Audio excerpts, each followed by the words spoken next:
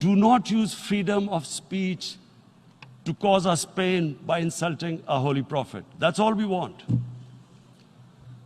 And now, the number 4th point, Mr. President, and this is the most critical point, is the reason why I especially came here. It is about what is happening in Kashmir. Before I go on this, I want to make one thing clear, that when we came to power, my first priority was that Pakistan would be a country which will try its best to bring peace. We had been through this war on terror. We joined the United States war on terror after 2001. And Pakistan went through one of its worst periods where 70,000 Pakistanis died and over 150 billion was lost to our economy. And Mr. President, I opposed the war because in the 80s, Pakistan had joined the Western countries in what was the freedom struggle then in Afghanistan against the Soviets. And it was funded by the Western countries. These Mujahideen groups, which were treated in guerrilla warfare, were trained by Pakistan Army, funded by the Western countries, and especially US, and they waged what was a freedom struggle in Afghanistan. The Soviets called them terrorists. We called them freedom fighters. 1989, the Soviets retreated. The Americans packed up and left. Pakistan was left with these groups. Come 9/11, Pakistan joined the United States in this war on terror. And now our government was supposed to, the reason why I opposed joining this war, because here we had indoctrinated them in jihad, meaning freedom struggle against foreign occupation. Now, because we had joined the US, and the US had occupied Afghanistan, now we were supposed to tell them that, no, this is not freedom struggle and jihad, it's terrorism. So that's why I tried to tell then government that, stay neutral because you will have leverage over them. You will be able to control them. But if you join them, you become collaborators and they will attack you, which is what happened. They turned against us. We went through a nightmare.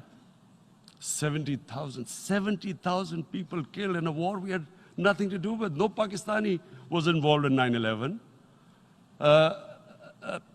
Taliban were in Afghanistan. Al-Qaeda was in Afghanistan. What had we to do with it? 70,000 Pakistanis died. So when we came to power, we decided that we would dismantle what was left of these groups. And this decision was taken not just by us, but by all the political parties in Pakistan. Unfortunately, they didn't implement it. So we came to power, we decided to implement it, and we dismantled whatever was left of the groups. And I know that India keeps accusing us that there are these groups there. I would like the United Nations to send observers, see for themselves what we've done. No Pakistani government would have dared to do this because it would have created strife. But we decided that there would be no militant organizations in Pakistan. So I need to give you this background and to what I'm going to say later on. And secondly, we started mending fences. I invited the Afghan president. We developed a relationship with Afghanistan. We had problems with Iran. We mended fences there. And then India. Now let me just give you a little background about my relationship with India. Because of cricket, and cricket being it's a passion in the subcontinent, I had great following in India.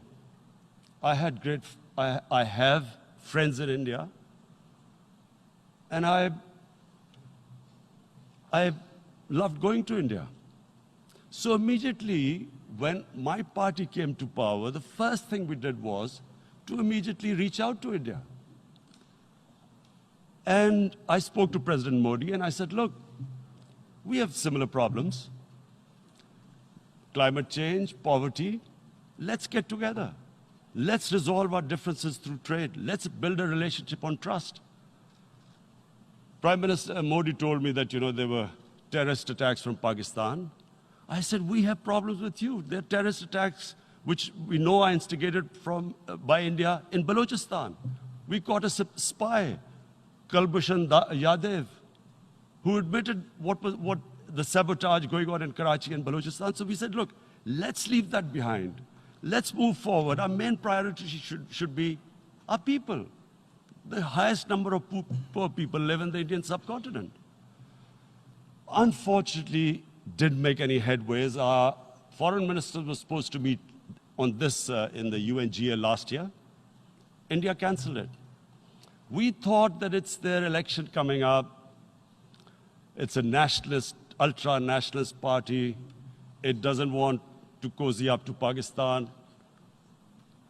So we thought, okay, we'll wait till the elections.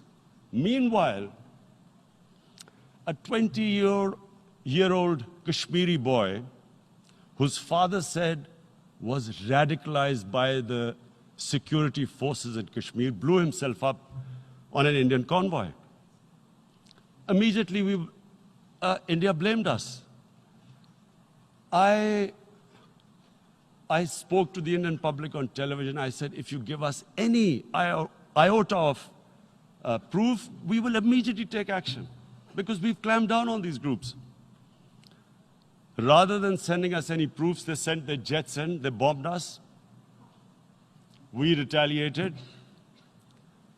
A jet, 2 of their planes were shot down, 1 pilot bailed out in Pakistan. We immediately returned the pilot, saying that, look, we do not want any escalation.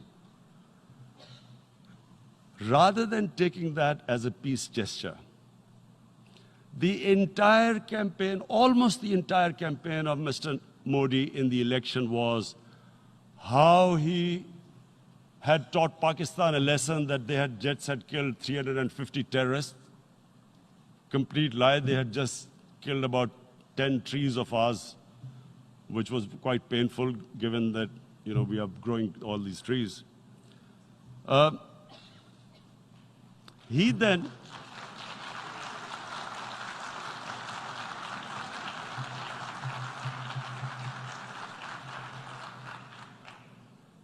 the election campaign, Mr. Modi used words like, this is just a trailer, the movie is about to start. I went into Pakistan and taught them a lesson. This was the election campaign. Okay, so we thought, us politicians make all these statements to win elections. So, okay, after elections, we'll get back to our normal relationship.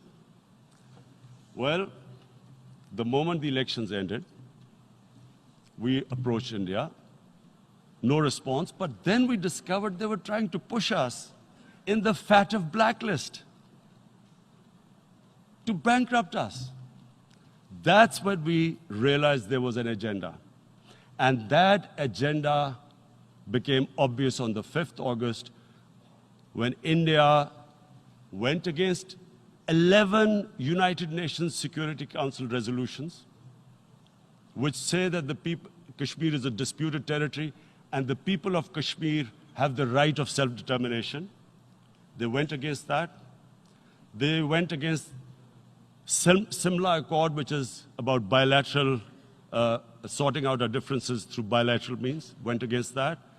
They actually went against the Indian Constitution. Illegally, they revoked Article 370, which gave Kashmir the special status. They got an extra 180,000 troops there. Total number of security forces in Kashmir now are 900,000. And they put 8 million people of Kashmir under curfew.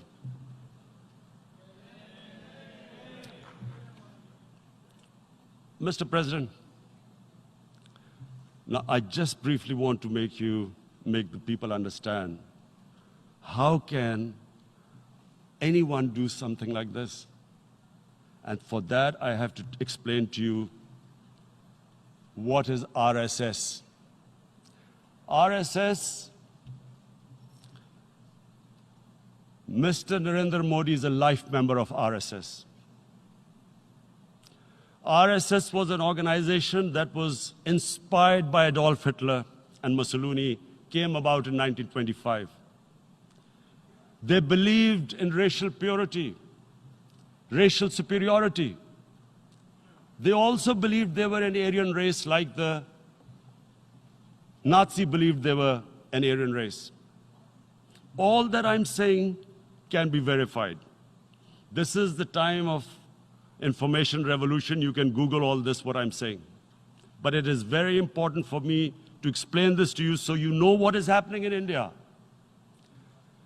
This RSS believed in the ethnic cleansing of Muslims from India. At one point, there was racial superiority of the Hindu race.